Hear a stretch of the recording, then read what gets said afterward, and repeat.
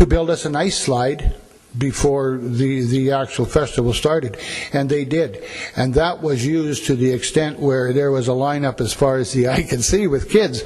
So I myself and a couple other councillors wandered around, and everybody was saying what a good thing this was, but they thought there should be more. So this past Monday, we made a resolution to commission a 5-slide hill for this year during our High on Ice for the kids. So that's one of the ways we get them out and involved.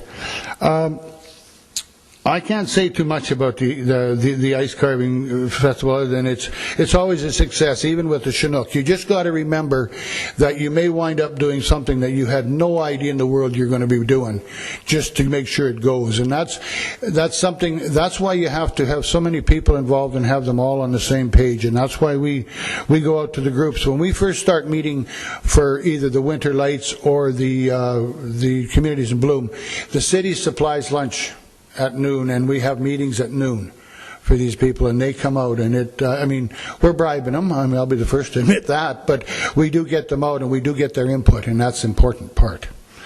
And then everybody knows what they're doing.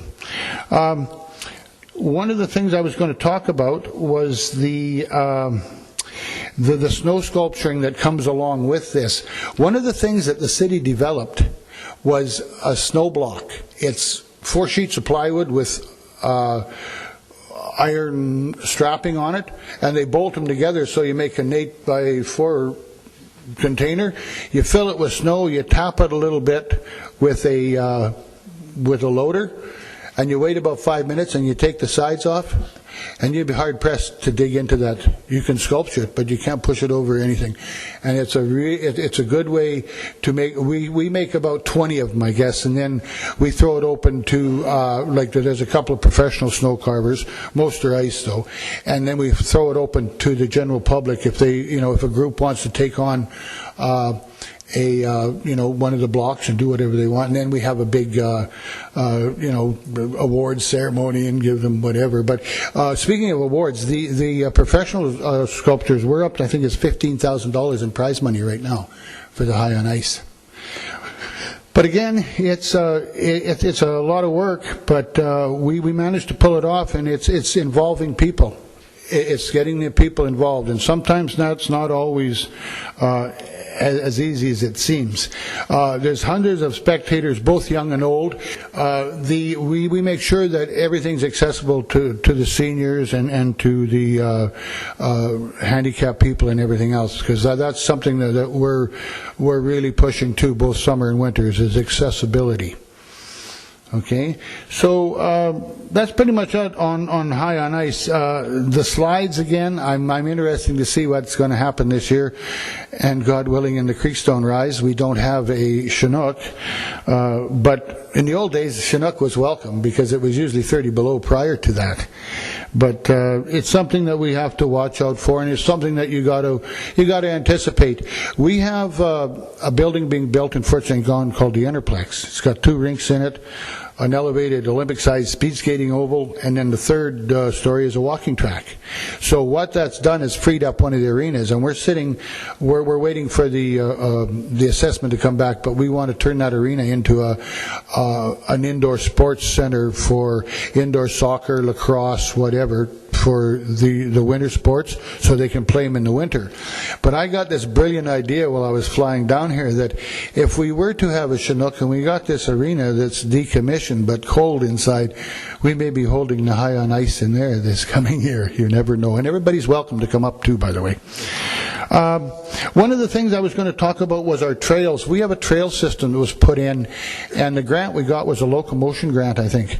But we put in, and correct me if I'm wrong, about 6-7 miles or whatever that is in kilometers of trails, and they go around the city, and you can access them from the city. And last year they were very, very popular. In the evening you go up there and all you could see was people. And one of the things that you've seen were strollers. You got some of these strollers now that look like they're doing 5 miles an hour, just sitting there with the big wheels on them and that, and these mothers are pushing them, and it is something to see. It's something that they probably wouldn't have been able to do without the trails, because Fort St. John, we're trying to become a more bicycle and wheel-friendly, community. We have a ways to go, and you get one of them strollers strolling down Main Street on a sidewalk, you don't have a lot of room. So these people were coming out and they're using it, and they even use it in the winter. And Robert alluded to it, that we keep those trails clear, and for the biking, because we have bikers up there. We have the Sub-Zero running club, but we also have the Sub-Zero bicycle club. They go out on January the 1st and run an actual race that counts for points against whatever association they belong to. Okay, Communities in Bloom, Design and Impact. What we did, this is the Communities in Bloom or Celebrate Fort St. John. It was chaired by council for 10 years. I was involved in it for quite a while.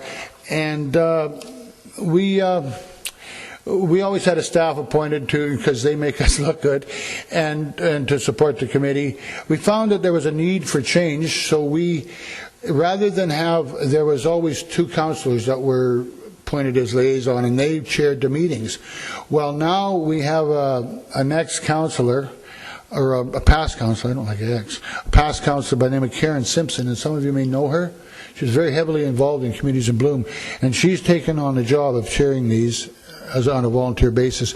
We still have a city liaison and a staff person, but we've distanced ourselves a little bit and let them take their own initiative. We still buy lunch for them, I guess, but other than that, it seems to work well, and that's for the Celebrate Fort St. John, not only the Communities in Bloom, but also the winter lights and our winter programs. Okay, our active communities plan, I just want to talk about that just quickly. There's a couple of things I want to mention in there. We're a provincially registered active community, and we're committed to encouraging individuals to be healthy and more physically active, of course. Our goal is to implement our active community plan through promotions, partnerships with different groups, and program related to the advancement of healthy living. Some of our ongoing activities include free community special events, where we have that, introduction to fitness programs, new fitness programs targeting inactive young mothers, which we now have quite a few of them up and running, promotions and information. Now, a couple of the things that we did, when the mall was built back in 75, they dug a big hole and put the mall in it and put all this dirt off to the side, and there was a lot of dirt. Well, the majority of the dirt went to a hill that the city owned, and they turned it into a toboggan hill that's in existence today. And that is and that's right in the middle of the city. But it is something that has really brought the people out. Anything that brings people out in the wintertime is a good thing anyway, but that was one of the things that we did. Okay, from the political side, the process for starting new events, of course, is taken on by the city. It doesn't necessarily have to be taken on by the city, but we have the wherewithal and usually the money to at least get it up and running. And if we get buy-in and support, then we know we're on the right track. I can remember back to when I was a kid, on the streets of Fort St. John, every summer we had a big celebration called Jaywalkers Jamboree. And that's when you just closed the streets off, and all the merchants came out and set up a store on the street. And back in those days, we only had one street, but it was a really good thing. But it outgrew itself. We got onto the Muckluck Rendezvous, and it kind of outgrew itself. Things. So what we're watching now is anytime we get something like the High on Ice or the Winter Lights, we want to get some changes going. Not drastic changes, but something to keep the interest up each year. The only drawbacks we have is, and we're slowly battling it, is we're here today, gone tomorrow mentality that Fort St. John had for a lot of years, because of the oil and gas mostly. They come, they make their fortune, or they get transferred there for 2 years and then they're gone. But over the years, we've actually managed to nail some feet to the floor and make them stay. without further ado, we will go to, we are the energetic city, challenged to embrace the seasons and celebrate Fort St. John. And again, I love winter, so I just wish it would get here. Thank you very much, everybody.